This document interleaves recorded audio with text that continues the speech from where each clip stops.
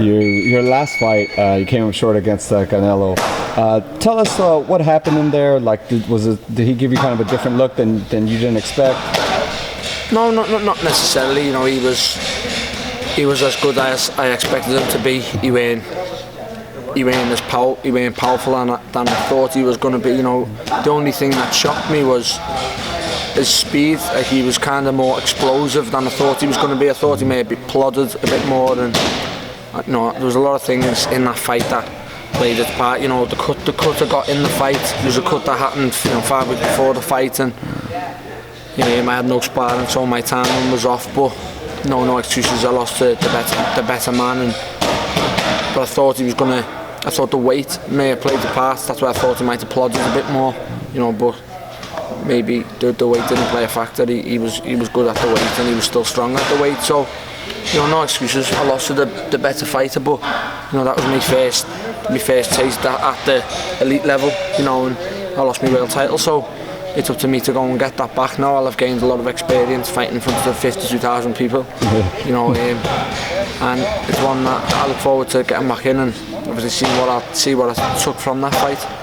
What was that like, fighting in front of so many people like that? It was unbelievable. You know, it was surreal, and it was one that I cherished, and it was one that, you know, I rose to. I handled it very, very well, and you know, a lot of fighters could freeze in that moment, but you know, I didn't lose because I froze on the night. You know, I lost because I lost to a good fighter, but you know, I loved it, and I wish I could do that again. You know, every fighter will want to be in my position.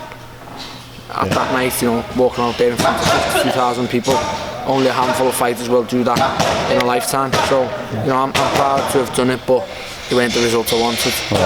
I always thought that you always looked a lot bigger than Canelo. Obviously taller. You just looked like the bigger guy. Yeah. Obviously now he's fighting an even bigger guy in Chavez Jr. Tell us what you think about that fight and how he'll fare there. Yeah, you know, I agree with you, and I felt the same.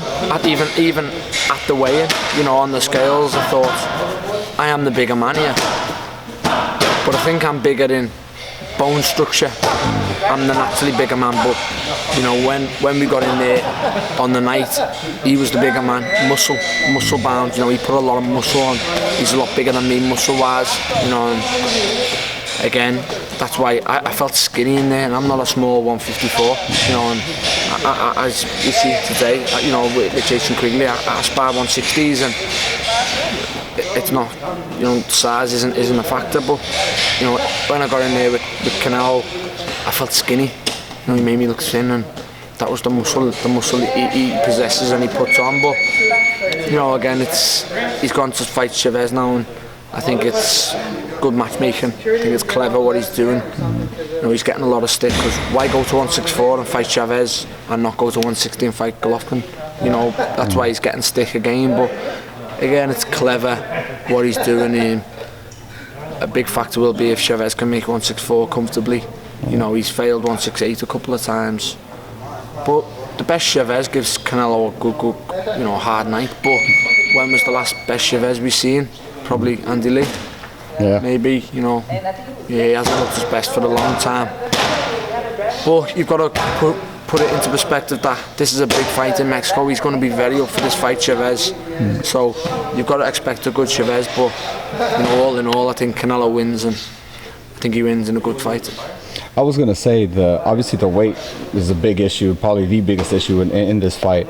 And other fighters and other trainers I've asked, they're real adamant that if he can make the weight comfortably, Chavez, that he'd actually be a big problem for Canelo. Yeah, you know, I would agree, but I would agree with if he turns up and if he's in the right frame of mind. You know, if you can take the best Chavez gives Canelo a very, very hard night, and wouldn't surprise me if he won the fight, but I'm not confident we'll get the best Chavez.